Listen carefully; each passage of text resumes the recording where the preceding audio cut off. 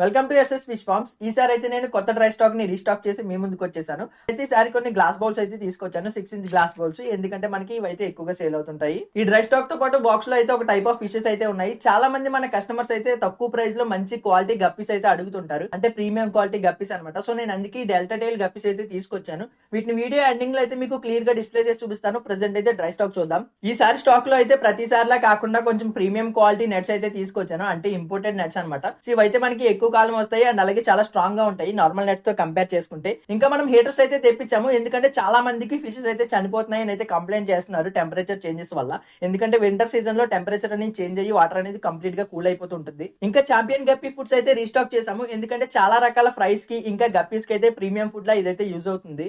ఈ winter season లో fishes కి ఎక్కువగా వచ్చే డిసీజ్ లో ఒకటి వైట్ స్పాట్ అనమాట. సో ఇది క్యూర్ చేయడానికి మనకి బ్లూ మెడిసిన్ అయితే చాలా బాగా యూజ్ అవుతుంది. ఇది కూడా మన దగ్గర అవైలబుల్ లో ఉన్నాయి.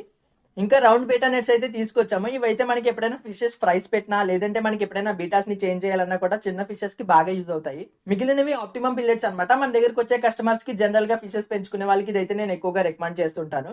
సో ఫైనల్ గా మీరు చూసుకోవచ్చు, ఈ గప్పీ క్వాలిటీ అయితే చాలా బాగుంది. మీకు ఎవరికైనా కావాలంటే స్క్రీన్ మీద కనిపిస్తున్న నెంబర్ కి మెసేజ్ ఆర్ కాల్ చేసి మీరు అయితే ఆర్డర్ చేసుకోవచ్చు.